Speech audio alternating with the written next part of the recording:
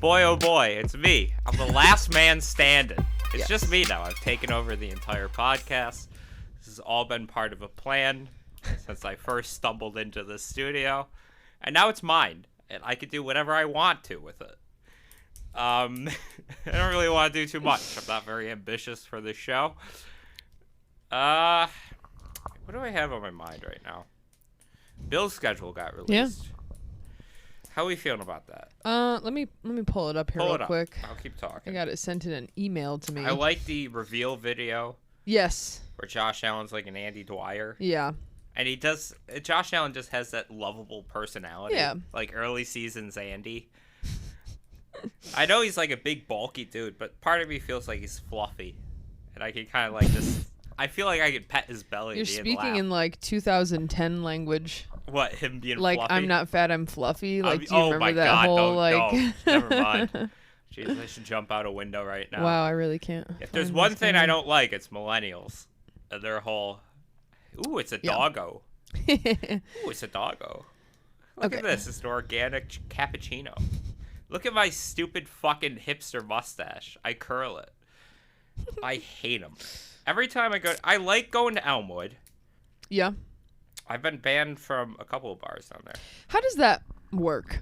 Being banned? Yeah. Like, who's gonna, you hire enough new people, I think you're unbanned. One of the bars, I'll say its name, Jackrabbit. Yes. Has a oh, fuck, I just popped the pen. All right, doesn't matter. One of the bars, Jackrabbit, has a very shitty bouncer. Yeah. Don't even censor his name. Sergio. His name is Sergio. Okay. He's like a 50-year-old guy. Very creepy from what I've heard. I think I know who you're talking about. I have a friend who works there, and she says very creepy. Yeah. Always been creepy. This is Jackrabbit? Yes, Not good Jackrabbit. We're not even censoring the bar's No, whatever. name. I've gotten in there a couple other times, but I was there for dinner. Yeah. I had a date there.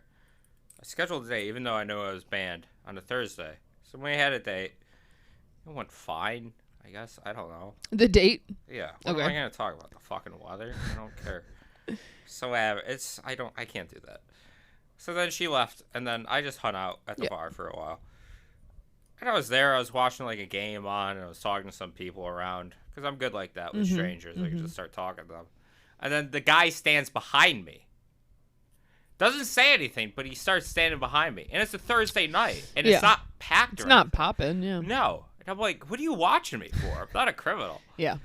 Why we got banned is because my friend did something stupid. And I got banned because of association with her. Sure. And that's the only reason. That'll happen. Yeah. But, and then, oh my God. Yeah, he's just there all the time. I think he helped build the place or something. Yeah. At a certain point, as a bouncer, you're just like a lifer. I also heard place, unsolicited rumors that he might have some secret room in the basement.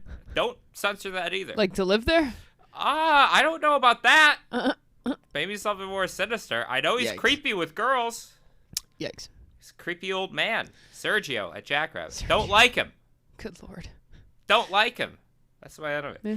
But no, I like going to Jack. I mean, I used to like going to Jackrabbit. Yeah, Jackrabbit's fine. Me and Emmy, that was our go-to spot for a while. Yeah. Then we got banned because we went from brunch to 1 a.m. I'm sure you're not the only one. No, it's like, but at a certain point, Emmy's like, right, they should have cut us off. Yes, that is one of their responsibilities, Yeah, we arrived at noon, hung out there. That is their job. And then the Bills versus Dolphins, I think week 18 started. Yeah. That snow game in 2022. That started at 8. And we watched the entire game and we're there for another 3 hours. Jesus Christ. And then she did something stupid. That's a long time to be at one bar. Yeah, we were feeling it, yeah. sister. I'm not I can't be at one bar the whole time. I'm not good with that. I don't know. I like to hop around. You like to hop around? I like to hop around. Sometimes I like to hop around. It depends on what bar. Yes. It does. Yeah. Yeah. Like, I don't know. Eventually, I'm just like, it's too loud. And I know it's going to be just as loud at the next bar, but I gotta, There's quieter bars too. Yeah. Well, I saw you out at the Mary Shelley. Oh God. Fucking don't even get me started. Like, why am I paying $24 for 2 gin seltzers? Yeah, and like you I straight up just asked for gin from across the bar, and he's like, well, we don't really have those. That. We have seltzers. And I'm like, you're a fucking bar, you piece of shit. I got the, like, it was like a canned, like, Moscow Mule type thing. Yeah. And, like, it was good. Like, don't get me wrong. It was fucking delicious. But any bar where you're... I really don't remember. I mean, probably it was... like $12 I was going to say 12, probably. Yeah, probably 12 a can. It's good, and it's not $12 a can good. Do you know that... I don't know how much you're on, like, Reddit. But there's a subreddit that's I'm like... banned from Reddit, but I can still view everything. But, like, you know how there's, like, subreddits it's like, please just use plates, like, at a restaurant? Well, they'll give you food.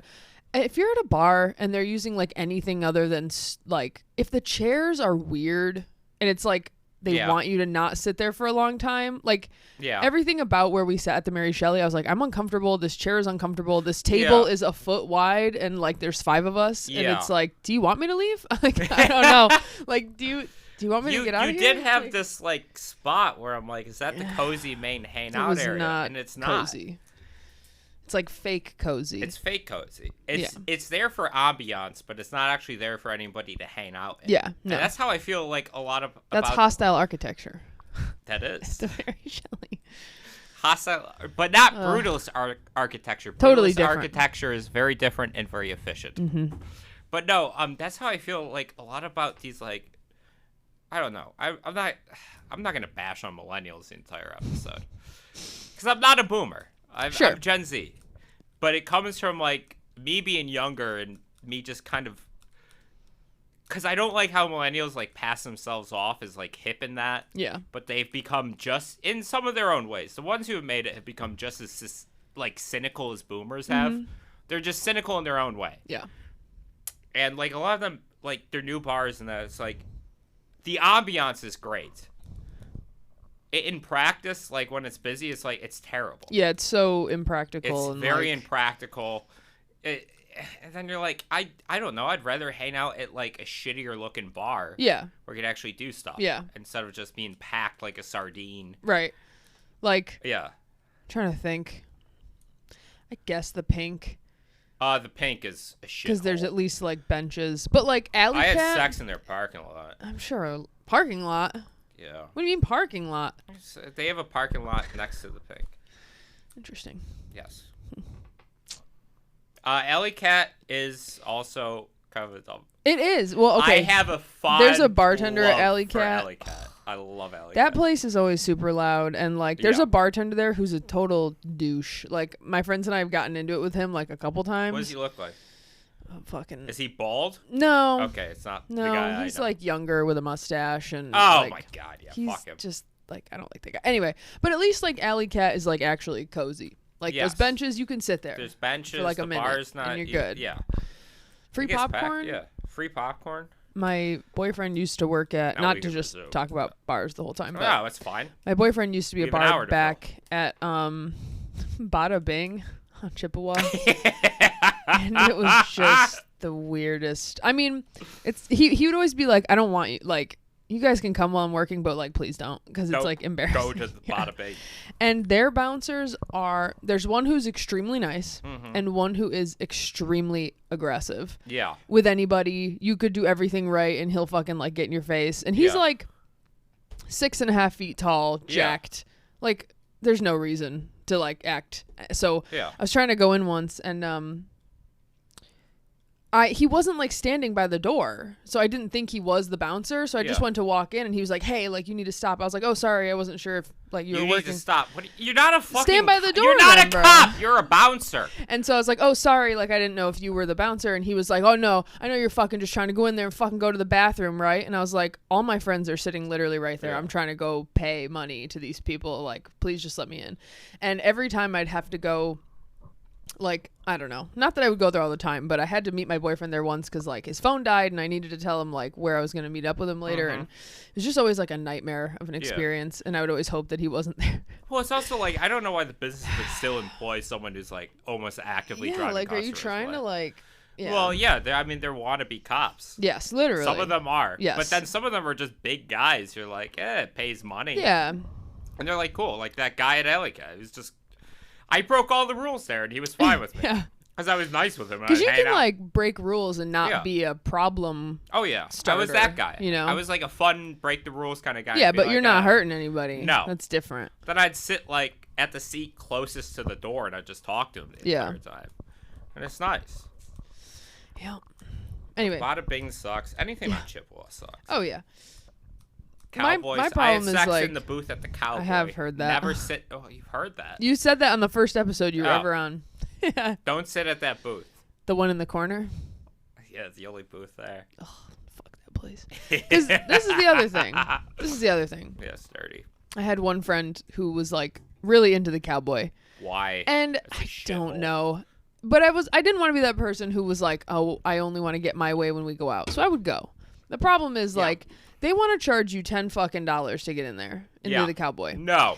I don't mind paying a cover if there's like a band playing or some shit like that. But the Cowboy, they're charging you $10, $15 to get in there. And the bathroom doors are like plywood that doesn't shut. It's like if you're charging me $10 to get in here. I did not even notice a bathroom your door. Bathroom, the guy's like, door was just Oh, I'm sure. Like the women's bathroom is just like a total dump. And it's like, I paid money to come in here. Yeah. What the fuck? Like it's awful. Well, that's the same thing with like Rec Room where they're like, you gotta pay cover. And I'm like, why? Ugh. I don't have to pay cover because I'm like friends with the owner. Yeah. But I'm like, I don't know. He's like, why don't you come around here anymore, Jake? I'm like, I don't know, because you're not here all the time and I have to pay cover. And I'm like, I'm not paying $10 to get into here. No. I'm like, I'll go to a different bar, a better bar. Yeah. People just like Rec Room because there's multiple floors. Yeah, there's stuff to do. Like, at least but still. It sucks. I hate it. Because I just feel like I'm just moving along to see a bunch of 18-year-olds. Oh, yeah, that too. That's why. Oh my god, I only went to Bottoms Up. Bottoms Up. Oh yeah, I've never been there because I just can't even. That's like the 18 and up bar, right? Yeah. Or is that? That's Venue and Bottoms Up. Venue sucks too. I've never been there either. I got a friend who works at Venue. She's one of the bottle girls, but Venue just sucks. Like the floors are always just wet. Yeah, it's like, why is it sticky in here? It's sticky. It's sticky as hell. Ugh. Hit the link in the episode description and get 25% off your first purchase at CBDistillery. There's free shipping on orders of $75 or more. There are gummies, oils, chocolates, drink mixes, bombs, and even more chocolates. You can shop by benefit too, CBD to help relax, for help sleep, for pain relief, and it's even good for your pets. There are new Delta 9 THC gummies available in states for legalized. Get some today. If you're interested in any of our merch, hoodies, t-shirts, mugs, anything you can dream of, hit the link in the episode description or in the Instagram bio at Schemin Dreamin Pod. Or you can head to the website yourself at snackspot.se/career/teespring.com. If you're interested in advertising on this show or our twin show, Two in the Cooler, email snackspotsports@gmail.com for details on how you can start reaching thousands of listeners in the Buffalo area and beyond. Fuck large companies. So anyway, Bill's schedule. Oh yeah, we're back to that. I finally found it. First game. Cardinals. Yes. Home. Win. September 8th. Easy dub. Yep. Miami the next week in Easy Miami. Dub. What is it? Oh, okay. Never mind. Okay, and then Jaguars at home Monday night. Possibly a loss. We've always struggled against the Jags for some reason. September 29th, Baltimore. Win. In Baltimore. I say win. Texas. Yeah, we have like 3. Oh, whatever. Texas, October. Yeah, like in a row. Yeah. We got kind of boned on that. Yeah. Texas win. CJ Stroud is going to have a down year, and Stephon Diggs will not produce. Oh, that's right. I forgot about that. Oh, yeah. Because when that happened, I was like camping for like 4 days. And then when my boyfriend and I finally got to a hotel with like service and a shower, and he was like, this had already happened like a day ago. And I was like, what the fuck? Like, yeah. Oh, yeah. You weren't here when me and Faz were shouting about it in your ear? I guess so, but like when it was actually announced, like that he was, I was in the middle of the woods. Jets. W. October Aaron 14th. Rodgers will get hurt either halfway through the season or. Oh yeah, what's the our deal with him? Supposedly, Leonard Floyd, who injured him week 1. What team does he play for now? I don't know. The 49ers. Oh. Who do the Jets open up against? I think on Monday Night Football. That's hilarious. The 49ers. That's really funny. Yeah, no, Aaron Rodgers is one. He's not going to be good. That's crazy that happened. Oh, Like, it's hilarious. I know everyone's talked about it to death, but when you really think about it in hindsight, you're like, holy shit! Like, Oh, I laughed. what my are the ass odds off. that was gonna happen? Like, And then we lost we anyway. lost. I mean, we did terrible. That's so that game. funny, man. That's hilarious. Yeah, we should have fired Ken Dorsey on the spot there. Titans October 20th. Win, but it will not be. It will be close. Mm-hmm. I kind of Okay. like Levis. Sure. I think he's a mini Josh Allen, Okay. but he's just not as good at throwing or making decisions as Josh Allen. Sure. It took Josh a minute to get there. It took him a minute. And yes, Levis is in his second year, so I think he's going to develop nicely. Cool. Seattle October 27th. Win. Easy win. Yeah. They don't really have anybody now. I think they're still going with Geno Smith, but you don't got a Pete Carroll. He won't be motivated without Pete Carroll. Should have never gotten rid of Pete Carroll. November 3rd. Dolphins again in Buffalo. November 3rd. Yeah. Jeez, we're playing them quick. Yeah. What our next? Hold on. One of our last division games has to be the Jets now, right? Because that's what they think the division's going to be. Jets versus Bills. Yeah, December 29th. Yeah, okay. Because last year was like the Dolphins. Yeah. The Dolphins were. We're going to sweep the Dolphins again this year. Yeah. They don't really have a defense, No. and Tua just shows Poor Tua. he's a nice feel guy, bad for but him. like He seems adorable. yeah, sure, they seem adorable. Mike McDaniel's annoying. Yeah. I also don't think people are like, well, he's so cool, isn't he? The hit new coach. I'm like, he's gonna get fired within the next 2 years. They're not gonna win a playoff game under him, and he's gonna get fired. You're not a genius if you lose the clock battle against Sean McDermott. You're just not. Dub. Let's see. Okay, and then Colts, November 10th. You know what? Fuck it. We'll throw this game. L. Somehow it's an L. And then Chiefs, November 17th. I'm going to in say we're going to bounce back against. We always think do so, good too. against them in the regular season. Yes. And then no, like, Thanksgiving. No Thanksgiving? No. So our bye week is... So Chiefs, November 17th. Next game is December 1st. Okay. 49ers at home. Our home. At Highmark. I could go either way on this one. Yeah. It depends how the 49ers are doing. Right. And it depends how Brock Purdy is doing. Yeah. He did very good last year. Yeah. He's a good kid. Good for him. He's very smart at reading defenses. Mhm. The difference between him and Josh Allen is when the pocket falls, Brock can't really scramble around like and who's make gonna, plays happen.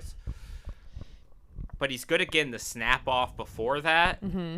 But I just don't think I'm gonna go Bills with this one. I think the offense is gonna fire this year. Rams in LA. December 8th. W. Stafford is old. I don't even know. He might get injured again. He got a concussion during his last playoff game. Oh, And really? they just played him again. Oh, I didn't know that. Yeah, you saw that during the Lions game. He got hit, and then it zoomed in, and his eyes went like Oh, that God. towards That's like the ceiling. terrifying. And then a play later is just out. It's like, He's like, yeah, no "Oh, wonder I you don't know." lost. And then Lions in Detroit. December 15th. It's going to be fucking cold and horrible. In Detroit, Yeah. they have an indoor stadium. Oh, do they? Oh, Yep. I forgot about that. Yeah. What the fuck? Yep. Doesn't that just make you so pissed? Like, No, I like the outdoor stadium. I like for the us. outdoor I stadium like it for too, us. but Them in Minnesota have indoor stadiums, and I don't like that. Because they're the NFC North. right. And you think, like, yeah, the only ones you really... I mean, Soldier Field in Chicago, you get the wind. Yeah. They'll kill you. Oh, yeah. It Then gets Lombardi really cold Field's, there. like, cold as ever Yeah. for Green Bay. Yeah. I'm going to go W for the Bills. Okay. I just think Josh Allen's better than Goff. Yeah. That's how it's gonna come down Yeah. to it. And we have a better defense. And then Patriots December 22nd. Win. Yeah. And then Jets December 29th. Win again. Fuck the Jets. Fuck Aaron Rodgers. And then the one that's like the float. Patriots? Yeah, Patriots. Either loss or we're Massachusetts. resting our starters. How about that? Yeah. I'm very confident for this year. I'm so excited for football season. I am. I'm chomping at the bit. Yeah. There's so many exciting storylines I won't bite into. I kind of like going to the preseason games. Like, they're kind of fun to just, like, something to do. Yeah, you like, don't really have to. Just hang out. Yeah. Like, have fun. And there's, like, no pressure. Yeah, it's just like, you know. I don't feel like I'm sitting on one ass cheek watching every play and being like, God damn it, I hope the season doesn't fall apart here. When I worked at the stadium, you know, it's always, like, hot during the preseason games still, and, like, parents were just there, like, dragging around their kids with the most, like, horrific sunburn you've ever seen. And it's like, take your kid home. Jesus. Like, they don't, they're literally crying. Yeah, like, you're drunk, your kid's not. take them home. Yeah. Like, you don't need to, we don't need to do this. Take them home. Or put sunscreen on. Like, yes, just stop this madness. Like, it's a fucking preseason football game. Relax. Stop it. Yeah, it's not important. Relax. Hey. Oh, shit. Yeah, I'm stoked. So that was Football Bill's season. schedule. Yeah. I don't know what my final record is. Let's say 13-4 somewhere in there. Sure. It's good. Yeah. Will we get the first seed? I don't know. Probably. I'm kind of confident. Yeah. I'm more confident than I'm not. Okay. Sure. I am predicting the Chiefs will also lose their division. Interesting. To who? The Chargers. Okay. I think that Jim Harbaugh magic will work. I think they are just a coach away. Yeah, and that was the guy who came from Michigan, right? Michigan. Yeah, He the used to college. play for And the his 49ers. brother's a coach. John for- Harbaugh. They had a Super Bowl against each other. Oh, okay. Ravens versus 49ers. That's the one where the power went out? Oh, okay. Yeah. Nice.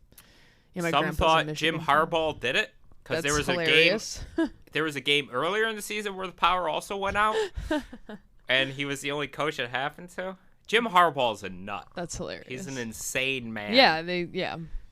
But I do kind of love him. My grandpa's a big Michigan fan. Michigan It's the only fan? reason Yeah. I like. So Herbert's a good quarterback. Mm-hmm. Just build an offense around him.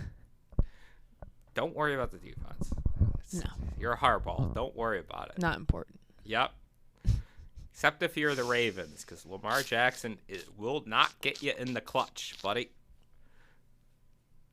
He will choke every playoff appearance. Apparently. During the big games, yeah. God. That was painful to watch. Yeah. The Harbaughs. All right, that's sports talk. Sure. There you go. There's the red meat to the fans. Yeah. Whoever's still listening. Movies. Sure. Film. Yeah. What did I watch this weekend? I watched Rear Window for the first time. Yeah. That's my favorite Hitchcock Is it? movie. I haven't seen a good chunk of them, but Okay. I love Jimmy Stewart He's great so in that movie. fucking much. He's the so best. I was funny. I was watching Like, the movie and I'm he's like, great. what the fuck happened to guys like Jimmy I know. Stewart? I love Jimmy Stewart. He has He's this so funny. charisma about him, but he's Yeah. also just like this bumbling everyman. Yeah. But he's also just his. You don't have leading men like him anymore. No, You have Leonardo literally DiCaprio and like Ryan Gosling, and none of them could be a Jimmy Stewart. No, it's just not the same. No. Like, Because he is just, Rear Window's great. It's Yeah. good. I like Rear Window a lot. I think Hitchcock has a third act problem Sure. to where it resolves very quickly. Yeah. and in It stupid ways. definitely does. But there's the one scene where his girlfriend goes into the apartment Yeah. to find the wedding ring, and the husband comes home, who they think is the murderer. Yeah. And Jimmy Stewart's like watching from across the window with his nurse, and then the guy starts attacking his girlfriend and shuts off the lights, and Jimmy Stewart's like, oh, what do I do? And he's just literally biting his hand and like gripping his wheelchair. He's like, oh, Stella, I don't know what to do. I'm like, dude, the window's open. Just start fucking shouting for screaming. help. Like, And if the cops showed up, yeah. but if the cops didn't show up, Jimmy Stewart would still be like, I don't know what to, just his broken leg. oh, what do I do? sitting And he's there just doing literally nothing. like, he's literally Yeah. covering his eyes at one point. I'm like, dude, you said your girlfriend's getting murdered. So funny. Shout, do anything. I'm like, your nurse can walk. Can she run over there? Yeah, like just any Yeah. distraction. Like, yeah, I do like Rear Window. I do like the voyeurism aspect of the movie. Yeah. They play into that a bit. Because have you seen Disturbia which is like the Shia LaBeouf, yes, like I modern. I saw that on version of TV. I remember when I was a kid being like, "This is the peak of like." I watched it in movies, I think 2012. Before I knew that it was like a Hitchcock thing. Shit, Like, and also shit. Yeah, it's Even when I was a kid, he's like on house arrest. Yeah. Like what is? Yeah, he's on house arrest and he's what? And yes, I remember watching that on TV, and then like during each commercial break, I'm 12, and I'm like, oh my god, Shia LaBeouf, get out of the house! The killer's coming back. Yeah, it was. Oh, Disturbia sucks so much. I saw The Birds when I was a kid. I remember like nothing about it. Psycho is great. So good. I was watching this video recently because I also watched Psycho. I grew up with like my grandparents, so I was watching a lot of like old shit as a kid. Like Betty Davis was like, like I just loved like Gaslight and like stuff like that. Like I was so into it. But when you think about like we all know what Psycho is about now, but back then, like the trailers and like the way it was advertised. Yeah. And the first like 40 minutes is just about that lady trying to steal money from her boss and like get to California or the opposite way, wherever. Yeah. You don't know that it's Norman Bates. It's like and his unavoidable dead now. Mother and it just like takes such a quick turn that like nobody knew was going to happen. That was like 1960, That's crazy. Right? Yeah. Like a lot of something like that. 50s and like 60s movies after the Hays Code finally like kind of ended in Hollywood, and you had the opening up of the censors again. They were like, they weren't going full throttle with it, but they were like experimenting a bit. And that era of movies I really find fascinating, like the 1950s specifically. Yeah, it's like a dog running up against a fence. Yeah, you're not breaking it, but you're really skirting it. That's a good way to put it. I watched a great melodrama movie from the 1950s called what is it? I'm sorry. No, all That Heaven Allows. Okay, that sounds familiar. And it's Rock Hudson. Okay. Closeted homosexual, by the way. And he's like a young hot gardener. Yeah. And he falls in love with like a woman in her 50s who has a dead husband, like a widower. Yeah, yeah. And they have this like romance, and it's very melodramatic in that. But like, there's a lot of her kids hate it. Yeah. The relationship. All her like socialite friends hate it. Yeah. Because he's common. He's so young. You're just with him for like, you know, the young guy, right? And yeah, there's a lot of that. And it's very melodramatic, but how it plays off is, I mean, it's interesting for the times too. And I don't know. I also thought both of the characters were pretty mature about it. They both fall into the trap of, well, we got to break up now because your kids hate it and that. But like it is played off. I don't know. They don't really talk about the age gap themselves. They don't really care. Yeah. They're like, you know, I love you and you love me, but it's society that creeps in. Yeah. It's very good. Yeah. Yeah, 50s were playing around with that a lot. 1960s movies are... 60s is like kind of a solid... For me, the 60s, I know early 60s movies and then late 60s movies. Yeah. Let's see. I'm trying to see if I can...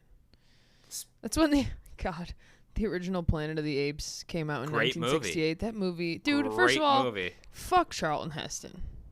Fuck him? In general. He's like an NRA shill. He did that whole, he's dead now. Well, yes. He was. But the whole, like, that whole, like, you can pry these from my cold dead hands thing at, like, an NRA rally. What a psycho. But... It was also a different... I'm not going to defend. But I don't know. It was a different time at that point. Like, when the age of, like, mass shootings happened in that, I don't know. I have thoughts on the gun issue. I really do. Oh, yeah. And it's just, like, it was more that, like... Yes. Charlton Heston was, like... that and like the 10 Commandments was like have you ever seen that? He's just like this guy who is doing like stage acting on film, and it's like, yes, I don't know, it's just hilarious. That and like Soylent Green, like I watch those, I'm like, this is Soylent Green is so people! funny. It's just Yes, he so does stage acting. hilarious. I do. It's so funny. I don't know. And it's not that they're bad movies. It's just like it's just funny. Get your like, hands it's, off me, you damn dirty ape. ape. And they're all like the apes like he gasp. speak- It's like He is what great in this? It's fuck, so what is funny. it? When he plays Mark Anthony. Oh yeah. Caesar's ghost speak of me from the gates of hell. Oh. So Cry havoc and let slip the dogs of war. He's great in that. I do love the original Planet of the Apes. yes, it's very cool. And I like the science angle, but Easy then Rider. how like science has the apes have like science as kind of a religion, Mm-hmm. but then when actual scientists are actually trying to advance it, they're like, no, that's fucking heresy. Shut Yeah. the fuck up. And it's just like I think people forget there's like a plot twist in that movie. There's a lot like, of plot He's twists in on Earth, and He's the whole on Earth time you the think entire he's time. not He's like not on a different planet. right. Because I think that gets traveled like in the future through forgotten space travel, a yeah. little bit. Like Yeah, when with he the new sees the movies, Statue of Liberty. they blew it up. Just like freaking out. You blew it off the Yeah. hell. Yeah. Breakfast at Tiffany's. So it's just I love funny. Breakfast Like at Tiffany's. Breakfast at Tiffany's is 1961, and then by 1969 we had Easy Rider. So Easy Rider. I'm thinking of Midnight Cowboy. Yep. I love Midnight Cowboy. Listen, sometimes you move to Texas. I mean, sometimes you move from small town Texas to the big time New York City, thinking you're going to make it big with the rich older women. And guess what? You're sucking dick at a movie theater and living in a shithole apartment. Midnight Cowboy, I can't talk about enough. I love Midnight Cowboy. Yeah. But that's what I was trying to say. Like, 60s was, towards the end of the 60s, you get into, like, the grit of the 70s era and that. And, like, yeah, I think Midnight Cowboy really just kicked it off. Yeah, I 'Cause think he's- that's when dudes started to change from like the Humphrey Bogart to like You have Dustin Hoffman you know. there. Dustin Hoffman's I like a love Dustin fucking Hoffman. gimp. I think that like when did The Graduate come out? Graduate came out in 67. Right, and I think people forget that movie is that Oh, old. Like it doesn't feel like a. He has a Jimmy Stewart thing Yeah. going on. Oh, Mrs. Robinson. Oh, I think you're trying to Like Dustin seduce Hoffman. me. Yeah. But that, Midnight Cowboy, where he's like, he's dying the entire movie. He's just a sick, haggled little guy. Sick, haggled, like, city freak. Mm-hmm. And I remember he's arguing with the one transvestite lady. And she's like, he's just going to rip you off, right? He does it to everybody. And he's like, fag. And he just he keeps saying fag to her. And, like, So the way he funny. says it, he's just such a dirty fucking little rat in Yeah. that movie. And that, shit, you already heard it a million times. But that line is improvised. Yeah. Hey, I'm walking here. Yeah, 'cause a he guy, slaps the fucking cab. Yeah, he, I'm like- walking he, here. like- I'm walking here. Because the cab like drove through the barriers. Right, Yeah. that they had set up to. Yeah. Yeah. It's great. It's fun. It's such a great movie. You gotta watch Midnight Cowboy. I know. I haven't seen it. You have not seen it? No. Oh my God, There's a John. lot. Listen, John Voight sucks. His politics suck. I don't care. Doesn't mean you can't like Midnight Cowboy. Yes, his politics are awful, but I also don't think it's not like a Kevin Spacey thing. Right. To where Yeah. Kevin Spacey committed crimes and got away with it. Yeah. To where that does Some of the worst crimes. Like. I liked him as a younger kid as an actor because I watched like House of Cards when it came out Yeah. in like 2012, Yeah. and I'm like, this is a great It was actor. a really good show. Then I watched Usual Suspects. I'm like, wow, Kevin Spacey's amazing in this. And then I was literally in high school in gym class sitting with my friend Calvin, and he had like his phone up, and he's like, Jake, you see this? He tried to rape a 14-year-old. I'm like, what? What? My 15-year-old heart just broke. I know you can't just watch anything with Kevin Spacey now. No, like. it's pretty because what was the movie that was about All the Money in the World or whatever about the Yes, he got replaced with Christopher Plummer. and Christopher Plummer like redid him. Yeah, everything Yeah. and he was so good. I like Yeah. Christopher Plummer. I love him. Ever watch Waterloo? No. You should watch Waterloo. Is it about the Battle of Waterloo? Yes, Yeah. it's all about Waterloo. Yeah. It's a Soviet film, but Christopher Plummer plays the Duke of Wellington, and he's so charming in that I do movie. like Christopher. Who plays Napoleon? Rod Sturgeland. And he is a short a New York man. Mm-hmm. And he does great as Napoleon. He just has this 5 o'clock shadow the entire time. One last campaign, you're rolling the dice. You know who he played? You ever watch In the Heat of the Night? Mm-mm. Oh my God, you gotta watch that. Talk about a good 60s movie, late 60s movie. In the Heat of the Night, one of the best ever. Right. He's a Southern police chief. There's an unsolved murder in his town. Yeah. So he sends his deputies out to like, well, we don't know. We don't do no police work here. And they pick up a black guy at the train station. Mm-hmm. Black guy, Sidney Porter. Hell yeah. Sidney Porter. R.I.P. And they arrest him as a suspect based on nothing. Yeah. And then he's like, why are you here, son? He's like, well, I was here for a funeral for my mother. Mm-hmm. It turns out he's a police detective from Philadelphia. Oh, shit. And he has to help him solve the case. There's a does lot sound of race good. stuff. Yeah. Does sound good. Yeah. He slaps like an old white guy, Sidney Poitier, because the old white guy slaps Sidney Poitier, and then Sidney Poitier just slaps him back. Yeah. The old white guy's like, did you see that? And Rod Serling is like, oh, I saw it. He's like, what are you going to do about it? He's like, I don't know. That's hilarious. Oh, it's very great. What's the... Well, it doesn't matter. Racism is not great, but the movie is great. Sure. Yeah. You Change can in times, and the movie does portray that. Yeah, like... He won an Oscar for that role, Rod Sturgeon did. Yeah. Nice. I think that one of my most embarrassing... Not embarrassing, I don't know. From the time I was a little kid, I don't know what it was. I was obsessed with Gone with the Wind. I've never watched it. Because it's like 4 fucking hours long. It's like 3 movies. I don't... But... It's... Yeah. There's just so much... You like movie. It? Yeah. It's so fucking long. Yeah. But I like it doesn't I really like I don't know. Like because obviously like the problem that most and again it's like about like the change in times and like this girl who grew up as like a her father was like a wealthy plantation owner and they're like burning Atlanta and they're trying to leave while her friend is like giving birth and like all that shit is crazy. And obviously the major problem people have with it is they portray her and her family as like the nice slave owners. Like our slaves like us and chose to stay after the war because we're nice to them. Yeah. No.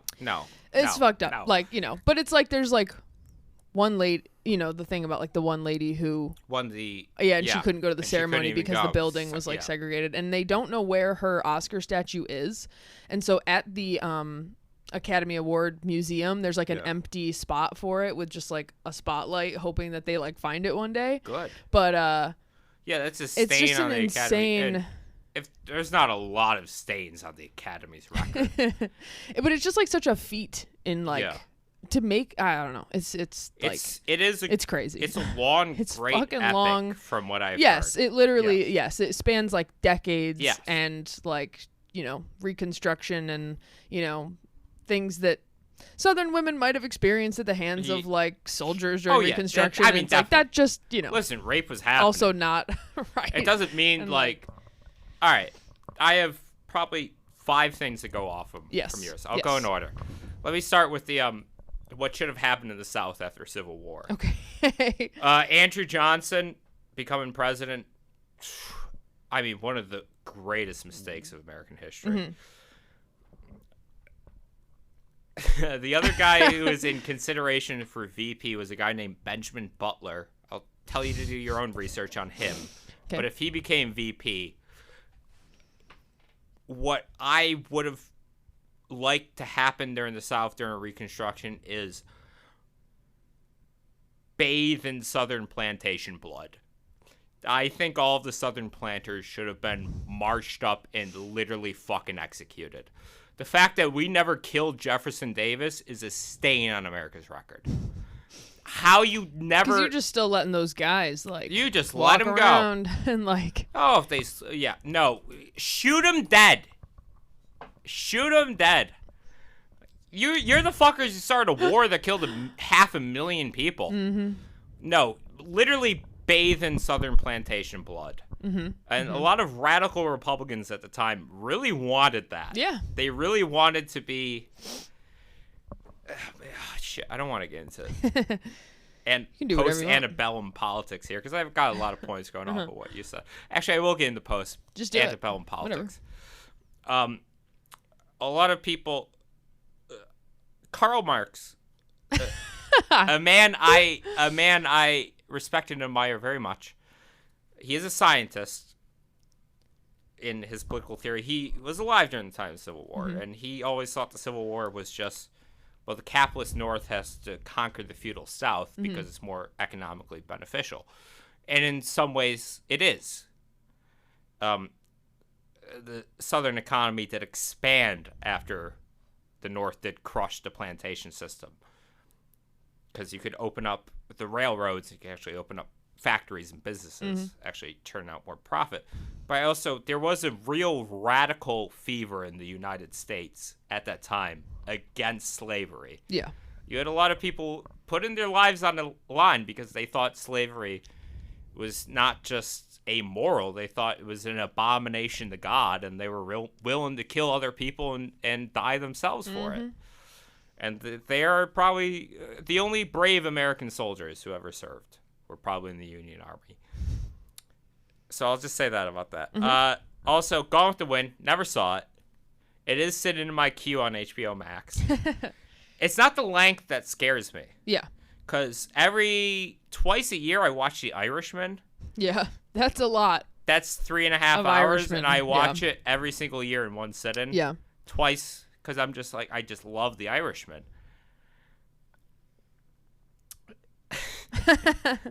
I'm sorry, I just love The Irishman. It's such a great movie. Yeah, I mean, Gone with the Wind is 3 hours and 58 minutes.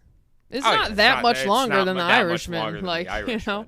But does it have Pesci? It did include an intermission. Did it? When they show, yeah. Oh, and it yeah, still when they does, showed like, it. when you watch it, like, Do there's they? an intermission card, like, in the movie. So it's a permission I could go Yeah. pee thing? Yeah. I don't have to bring my own pee bottle? No. Sorry, go ahead. Keep going. Ah, shit. I lost my other couple points, but... It's not the length that intimidates you. Yeah, no, the length does not intimidate me. I'm fine with lengthy movies. People complain about the new Batman movie. Yeah. For it being nearly 3 hours long, and I'm like, I don't... But it's, like, jam-packed. Like, I'm like, this is great. it's so good. I'm like, just sit through it. Right. Sit through it, watch it, and actually take it in. Yeah. People don't do that with movies anymore. And if you want to be like, oh, I don't want to sit in a theater that long, I get that. Yeah. You know, watch it at home. Watch it at you know, home. whatever. Like, Pause it. And Pause- then, yes. I don't... I kind of like lengthier movies sometimes. I do too. Sometimes I think it's like... What are good short movies I like? Well, because I was just... a few weeks ago, I like rewatched Casablanca. Oh! And that movie's an hour and 40 minutes. Not that long. No, but it feels like so much happens. Yes. And it like gets in, gets out. Yep. And I'm like, wow, this movie really is a banger. I would say classic for a reason. Casablanca is the smoothest shot of whiskey you'll ever take in your life. It is just so smooth. Like, it feels so like over praised or whatever, but like, no, it is that good. It's that fucking good. Again, Humphrey Humphrey Bogart. Bogart. Oh my God, in his white tuxedo. What a man. That's a man. You're a gambler? No, sure, I'm a drunkard. It's so funny. Humphrey Bogart did just have this special magic about him. Yeah. And I am watching a lot of movies from the 30s and the 40s again. Right. I own a lot. My favorite movie, you ever watch Merrily We Go to Hell? No. You should watch that. Okay. That's a pre-code movie from 1932. One of the only movies directed by a woman at that time. Cool. How they approach modern subjects is pretty interesting in that. It's also just a beautifully shot and charming movie, I think. Yeah. Not the protagonist. He is a piece of shit. He just is. But yes. But just something about, I'm noticing I've been watching some silent movies too. Going from silent movies to the talkies, and then graduating through the talkies era is how, during a lot of early silent movies, it's very more catered towards like how it would be in like a theater. Yeah. There's a lot of heavy makeup in that, a lot of dramatic facial elements in that. And then during the early talkies era, you still have some of that. I was watching the 39 Steps directed by I've seen Hitchcock, yeah. It was like 35, and the main actor, the guy, had like a lot of heavy eye makeup. I noticed. Yeah. Yeah. It's more like exaggerated in that, but not his performance. Yeah. But then you get into like the 40s, and like guys like Humphrey Bogart and James Stewart come out of the work, and it's before. We can talk about movies forever, and we will. That's the rest of the podcast. Sorry, folks. Live with You it. can tune out if you want to. What are we at? 44. And we're gonna keep going. Keep going. Try to see it. As long as I make it to the gym in time for Jeopardy at 7:30, that's all I give a shit about. We'll go for a while then. I can take a bathroom break too. So, going from that to, there's a point in the 50s where you hit like a Marlon Brando type. Yeah, yeah.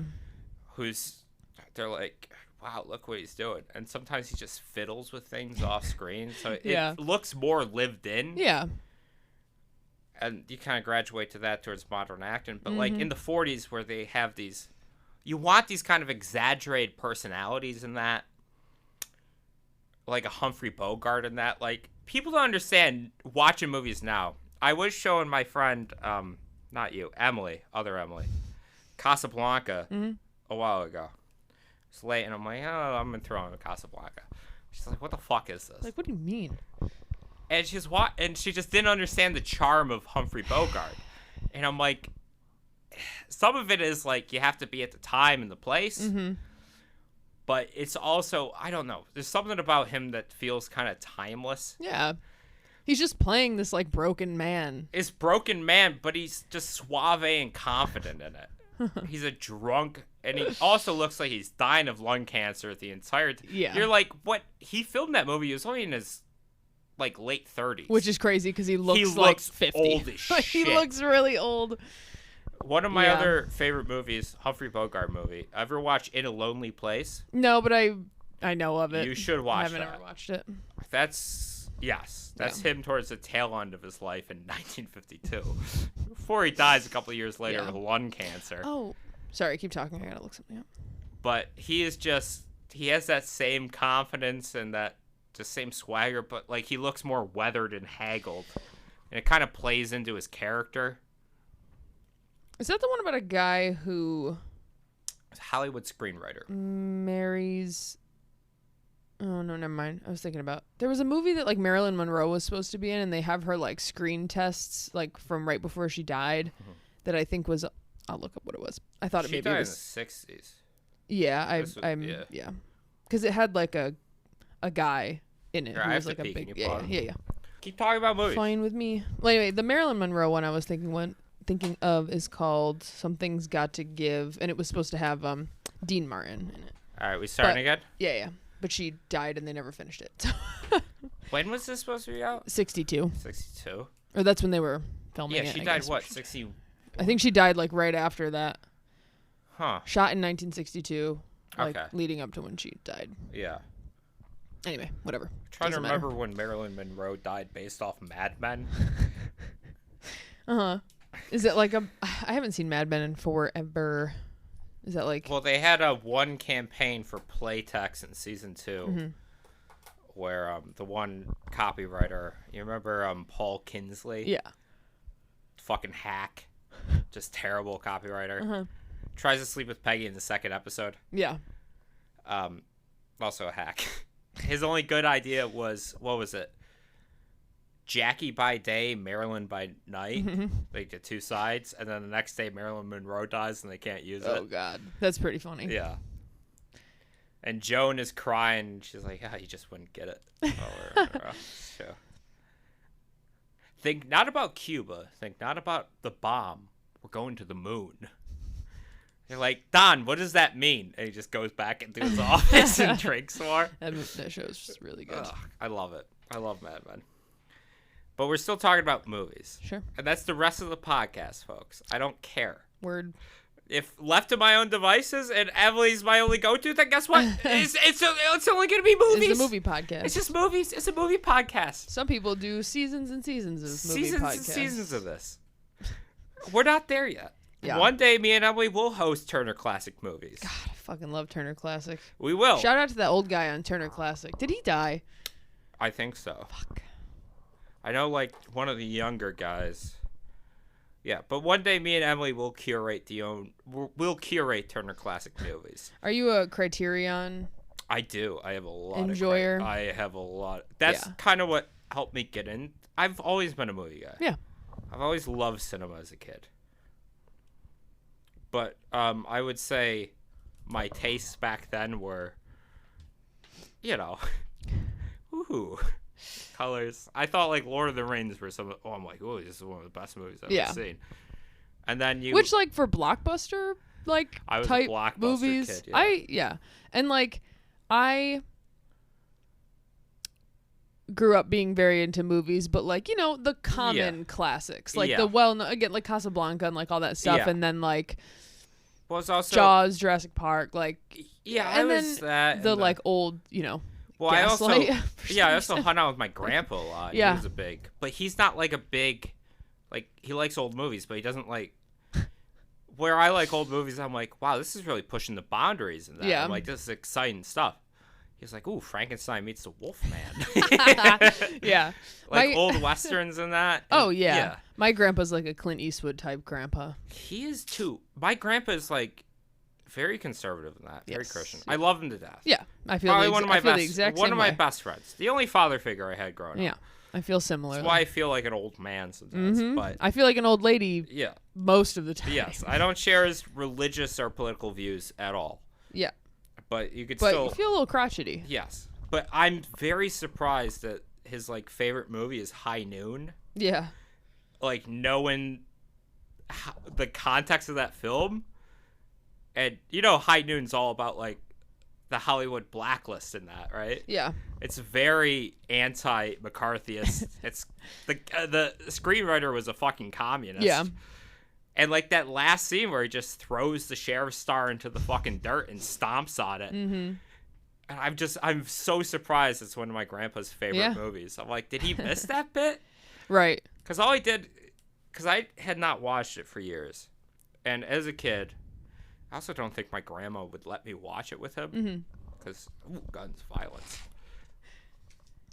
But he would oh, come here, hey, sit down at the breakfast table with me, and he'd like draw me scenes from High Noon. That's so funny. He'd draw me like a scene to Gary Cooper point. He would have like a flip book, and he would play it. He would just that's the only way you could scenes. watch it. He's like, oh, Jake, Gary Cooper's outnumbered 3-1. And he'd just draw the scene for me and just explain the really shootout. Funny. Yeah.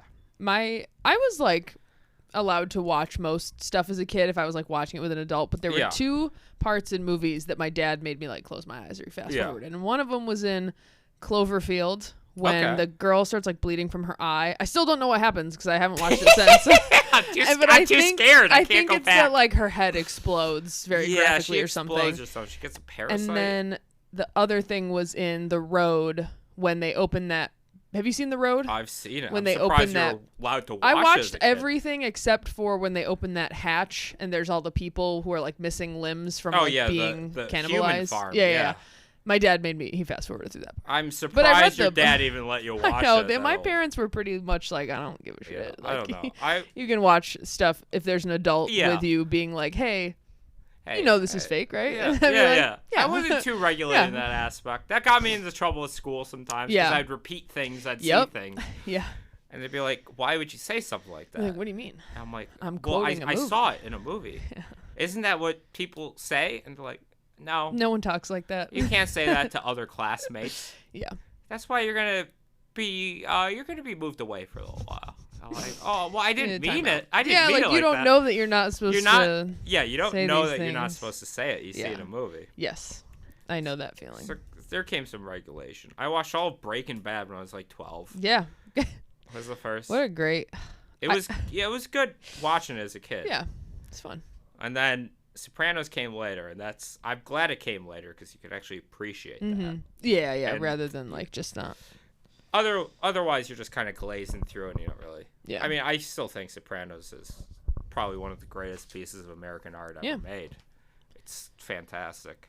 I've never seen all the way through it. I've skipped around with friends. God, you're out of your fucking mind. I know. Well, you have to watch it all the way through, and you got to watch it again over and over. Because I just watched, or my friend and I finally finished The Wire a few months ago. Wire is great. After watching it over the course of like a fucking year. We finally finished Wire is great. It's not I have some issues with The Wire. It's like, it's a little like, Once The Wire ended, though, I was like, I could watch that again from the beginning right now. Yeah. Like, right now.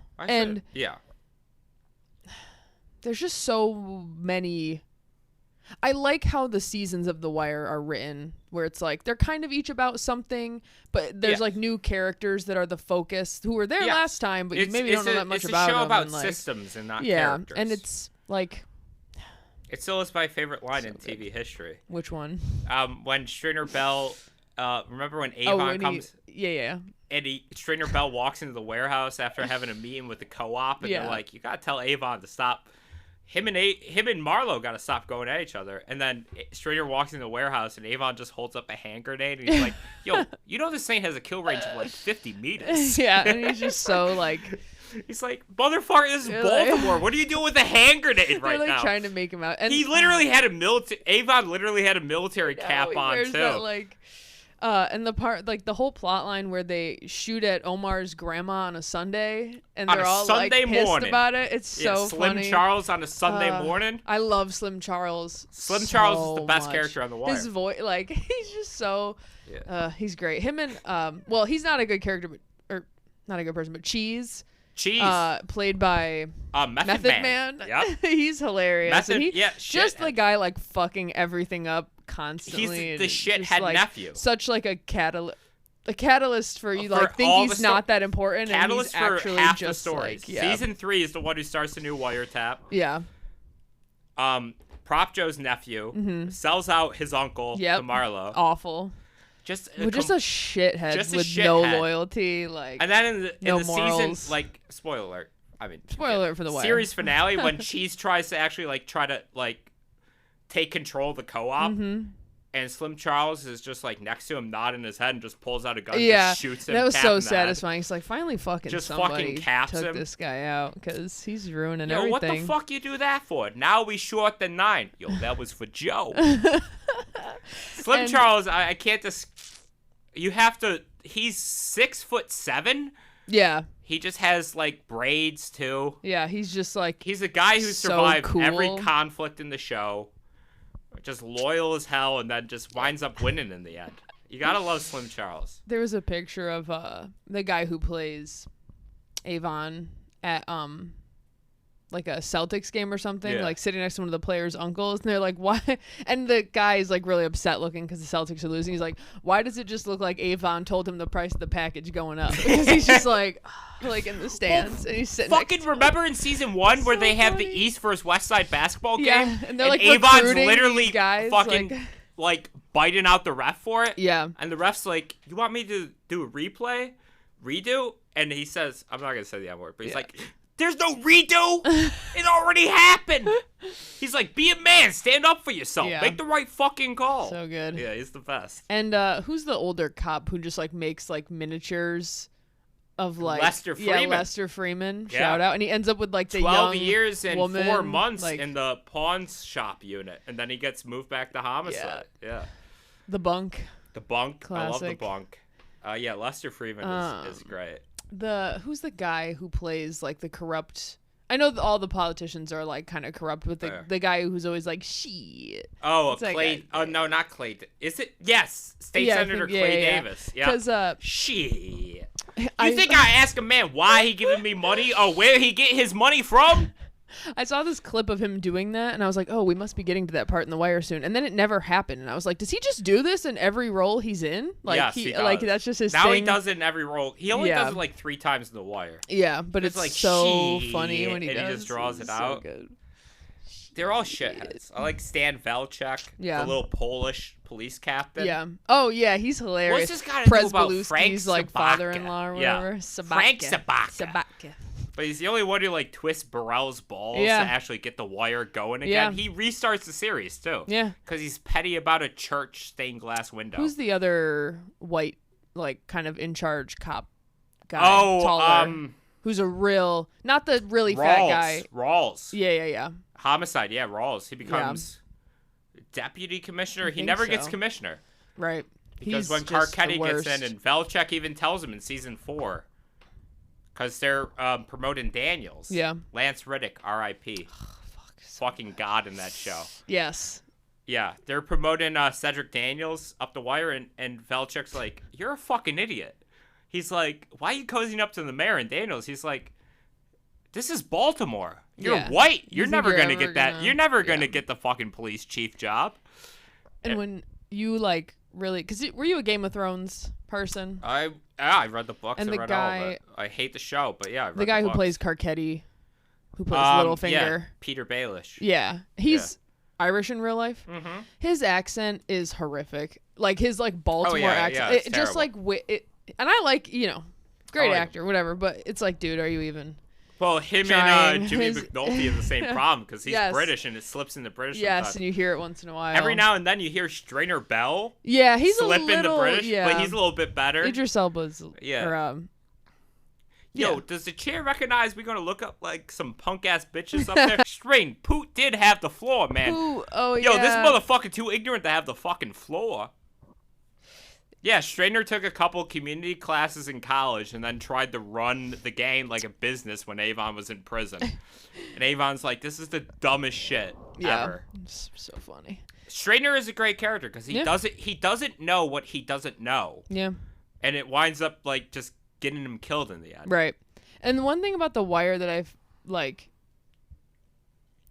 it's not sometimes like things will just happen in that show and you don't like necessarily realize you're supposed to be like making a connection, like, oh, they're talking about this, like, I don't know, it doesn't spell stuff out as much, I feel like, as things like Breaking Bad or Game of Thrones. Like, it's just people having conversations. Breaking Bad is very straightforward. And you're just having to like pick up on, oh, they're referring to this thing that like, okay, and you just like, well, Sopranos, I had to pay a lot more attention. I think Sopranos is the same way, like times 10. Yeah.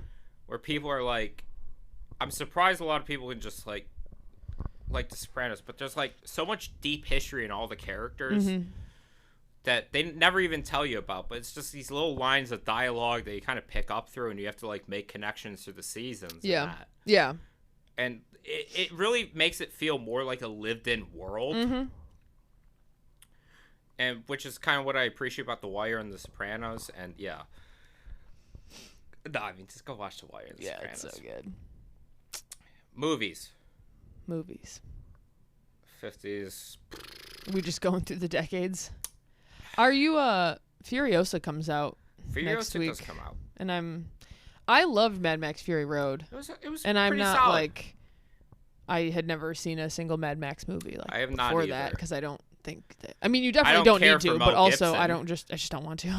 Yeah, I also don't care for Mel Gibson. And there's all this stuff that like Anya Taylor-Joy's been doing these interviews, and she's sort of been like cagey about like how things were on set, and she's like, ask me about it in 20 years, we'll talk about it later. And like she doesn't want to like talk about it really. Yeah, I'm and very like, surprised with that. Yeah, so I'm interested to see like what the deal, like I know that a lot of stuff they do in those movies are practical effects, and maybe she just means that it was like very rigorous, or it's like, were you not getting along with Chris Hemsworth, or like, I don't know about that, because I don't think Chris Hemsworth is a Tom Hardy type. No, I don't really get that. I've never heard people say anything like that. I know, either, like, so I don't know. There's emotionally damaged in roles, and like guys just don't get egos will crash. Yeah. I mean, clash. Yeah. The fuck was another movie I was about to talk about that comes out? Megalopolis. Blah, blah, blah, blah. Francis Ford Coppola. Is that supposed to be like a what's that silent movie? It's like Metropolis. Really, yeah, is it? That's all I can think of every time I hear Megalopolis or whatever. Megalopolis, which is, I think it's literally called Megalopolis. Yes, it literally, yeah. And I watched the trailer. He's under some fire. Okay. For I do love Adam Driver. He's under some fire for maybe some inappropriate contact with female extras. Who, Adam Driver? No, Francis Ford Coppola. Okay. Phew. Had me worried there for a second. Adam Driver has his own problems, but Francis Ford Coppola is under fire for probably, I believe, some inappropriate contact with his female extras on the movie. I watched the trailer for Megalopolis. Alpolis. For Megalopolis. God, I hate that. I hate the name. I hate saying it. I immediately kind of get what it's going for, and I fucking hate it. I'm reading the The premise reads, an accident destroys a decaying metropolis called New Rome. Caesar Catalina, an idealist architect with the power to control time, aims to rebuild it as a sustainable utopia, while his opposition remains committed to a regressive status quo. Yeah, immediately understand what it's about, and I hate it and I don't care. Giancarlo Esposito? Don't care. I immediately understand what it's going for with its premise. Yeah. And I instantly hate it. Just like... Sorry, I'm just reading some of the stuff about it. It is... Man. Why to watch? Epic. It just says... Oh, yeah, it's just epic because, Francis Ford Coppola did it. Isn't he such a great director? Yeah. I don't think so. He had a couple good movies in the 70s, and that's it. It only has a 50% in Rotten Tomatoes so far. Not that, like, whatever. Who gives a But shit just, like, about when you critics, see the difference between, like, 50% Rotten Tomatoes, 7.3 IMDb, like, when they're pretty different like that, I always find that sort of interesting. Or, like, what is that gonna Every now and mean? then I don't care about the critics, but every now and then I do think there's a certain threshold for actual taste. Yeah. Francis Ford Coppola is an okay director, I always thought.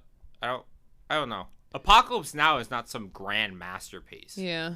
I never watched it and being like, well, did you watch Heart of Darkness? Did you know what you went through filming that? I'm like, I don't care. Yeah. I'm like, it's an okay movie. I don't care. The Godfathers, they're good. Yeah. Not the third one. He also directed Patch Adams.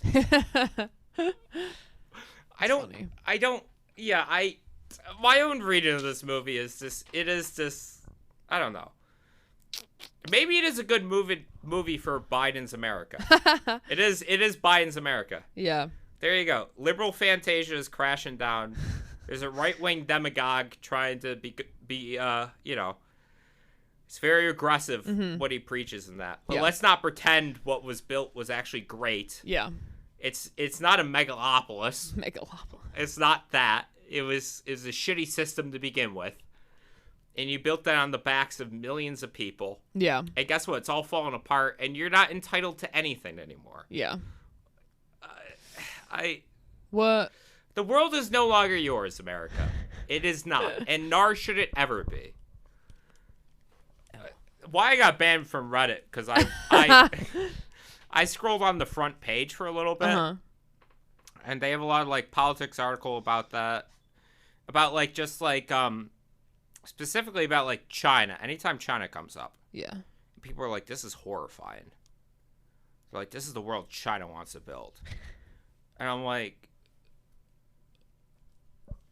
whose president is literally just funding a genocide right now? Yeah, like Israel troops have moved into Rafah. It's just like you're witnessing it happen. Yeah. There's no decency. There's no decorum for this, and it doesn't matter if Trump gets back in. No, I literally don't think it. Keep all this. Well, in. I don't think it matters if Trump gets back in, because guess what? Certain things maybe, but I don't care at this point. You fucking browbeated me to no end in 2020, because I'm a Bernie guy. But you get browbeated no matter what in 2020 that vote for Biden. He's more sane than Trump in that. I don't know. There's a genocide happening right now. We're directly funding it. We're cutting off every UN resolution to actually try to get things going in the Gaza Strip. And it's like, Trump will not make anything better. If you're voting for Trump, you're a fucking idiot. You're a moron. He's not your friend. He's not going to make anything better. Because as much as like... Will he make anything worse, though? I don't know at this point, and I don't care. Abortion, maybe. Abortion, yes. Abortion's another, That's like my... But it's also like, Biden's not doing anything to stop this. No, it happened under his fucking watch. You're the president. The Supreme Court, you have fucking Congress. Why are you listening to the Supreme Court? Shut it down. Oh, my God.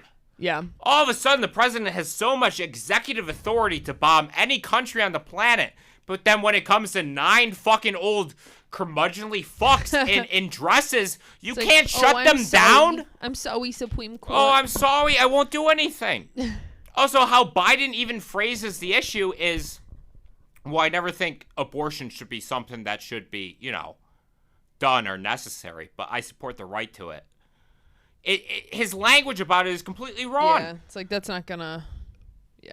You're either shut it down. You have the power. Stop acting like you don't.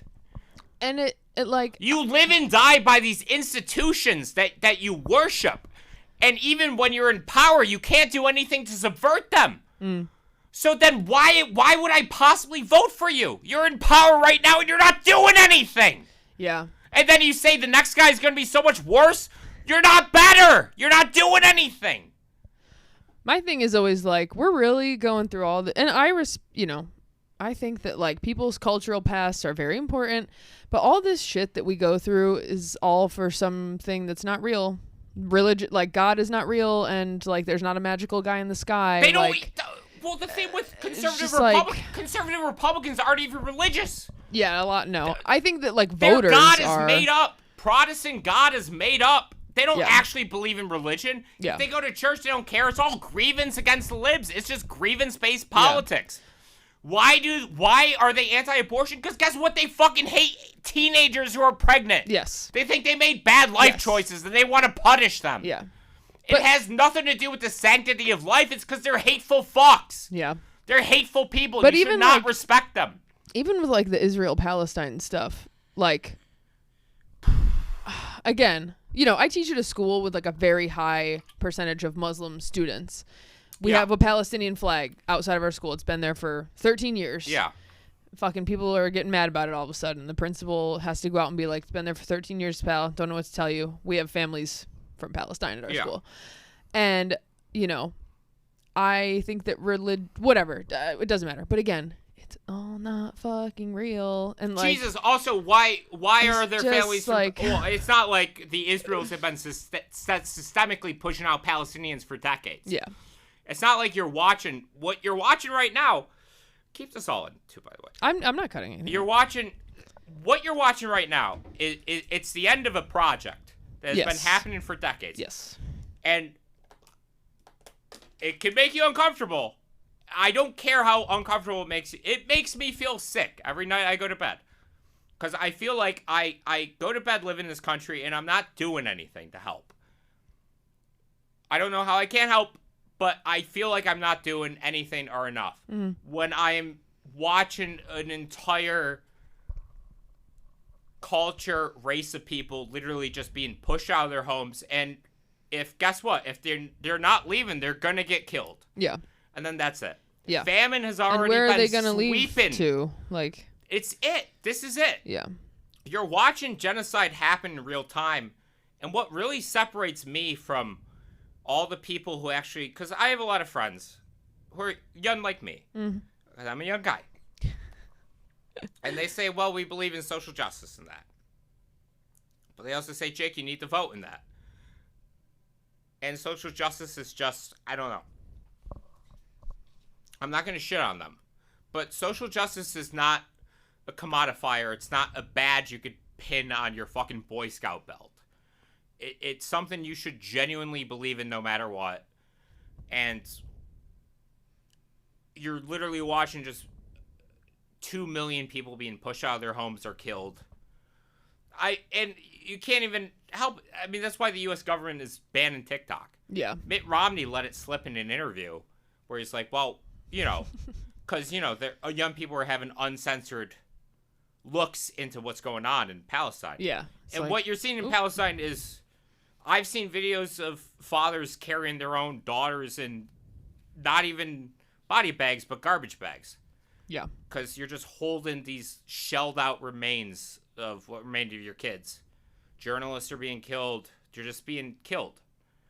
It's a bloody and brutal war that's being waged upon this people that your government is supporting. I don't think voting is going to change anything. I don't care about this next election.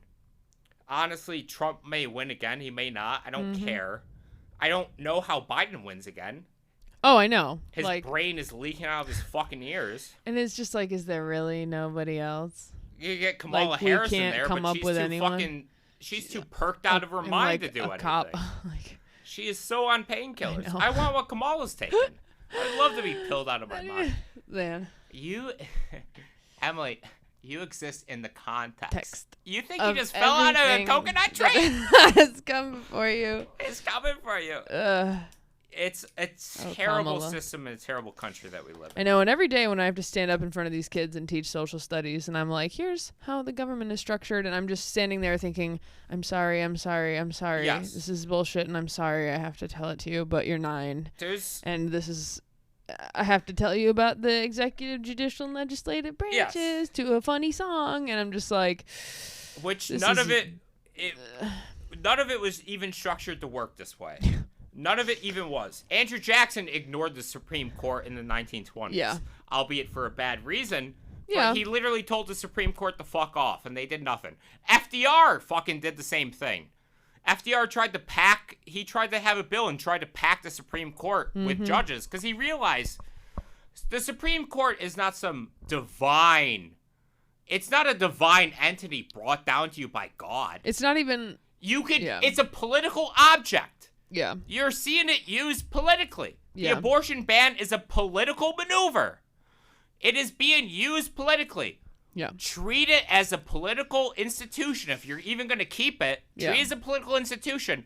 You have, probably not anymore, but you had the executive branch. You had the votes in the House and the Senate. Guess what you do? Put in a bill, vote in 2 new judges. Right. And then stack it up Democratic then. If you really believe in this, if you really believe in the abortion ban being wrong, you're the ones in power, not me. I know what I would do. But again, you're the ones in power. You want us to vote for you. You're not doing anything. Yeah. Treat it as a political institution and stack it with Democratic judges and then just pass whatever the fuck you want. You have that power. You can do that. Because nowhere does it say there has to be 9 judges. No. It's not. Nowhere. It's nowhere not, it says it has to be 7. It used to be like 3. At one point it was like 12. It is a political institution. Treat it as such. Democrats, oh my God, we're powerless to stop this thing. They're not anointed by You're not playing politics then. It's a dirty street fight. Same thing with Obama, where he wanted to compromise with the Republicans at every turn. One, I think Obama's a cynic. Sure. And he never believed in anything he was actually spouting. And you could tell that in 2020, when he got all the other Democratic primary candidates to drop out and support Joe Biden. Yeah. To knife Bernie Sanders. Yeah, knife Bernie. Buddy, it's political. These people are not your friends. They're not people you have disagreements with. These are fundamental issues. Yeah. And it's either you believe in, like, human rights or you don't. Do you believe in abortion rights? Do you believe in a human's right to determine whether or not they want to carry through with a birth or that, especially with impending economic decisions weighed on them? Or do you not believe in that right? Do you think humans should be slaves to whatever forces and they should be forced out to carry that? It's a very fundamental human right. And if you actually believe in it, you would actually fight for it. But they don't. No. Nope. All right, that's the pod, I guess. I'm drunk. I'm not going to rant anymore. Drunk off of one. Okay, never mind. 2. 2 very large I'm not twisted that drunk, tea. but No. I get politically ranting. Sure. What are fine. we at? Hour 12. Hour 20. 12. Hour 20. Hour 20. There you go. You get an extra long one. Sure. Enjoy that. You bastards. Do the right thing. Don't vote. Actually, Well. no, don't vote. Support China.